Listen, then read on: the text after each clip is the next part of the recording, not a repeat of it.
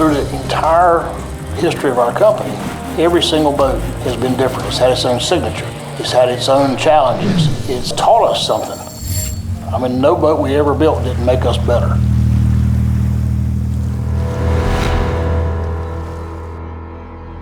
Every year in June, teams come from all over the world to compete in the Big Rock Blue Marlin tournament. For me, it's the Super Bowl and Christmas wound into 1 week. The energy, the excitement, it's just an amazing time to be in Morehead City, North Carolina.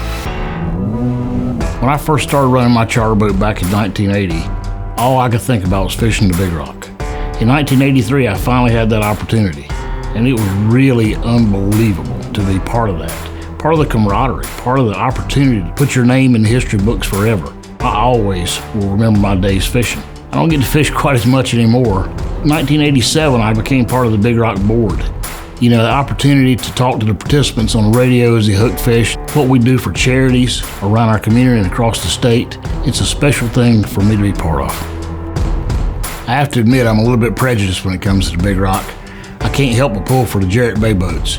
In 30 years, we've had quite a few win it. Seeing the inspiration back in the scale was a really special moment for me, though.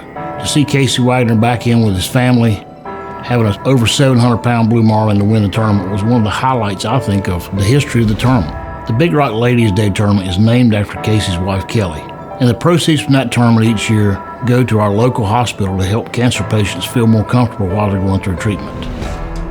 We've also seen the Chain Link win the Big Rock and the Sea Striker win the Big Rock. Just last year in the 62nd annual, we saw the Sea Striker come in second by ½ a pound.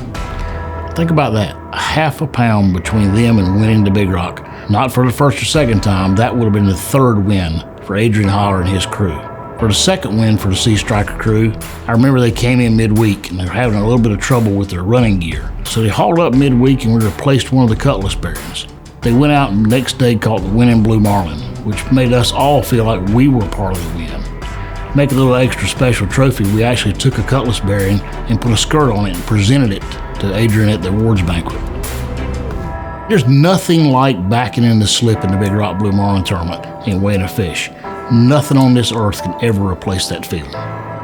When the people in the community hear a boat's coming in with a Blue Marlin, they come in droves to the scales. Sometimes we see thousands of people. We even see people in boats out anchored up, trying to see the fish when it's weighed. When they announce the weight of the fish, the people up and down the streets are just as joyful and just as happy as if they'd caught the fish themselves. Whether you're a participant, whether you're on the board, whether you're just watching the fish being weighed, everybody becomes part of it. On Monday morning as the boats head out, the crews are going to be filled with anticipation, knowing they can be part of history, the winner of the next Big Rock Blue Marlin tournament. Thanks for being with us today. I hope you enjoyed these stories from the past. We have a lot more to talk about from the first 35 years of Jarrett Bay's history, so stay tuned and we'll see you next time.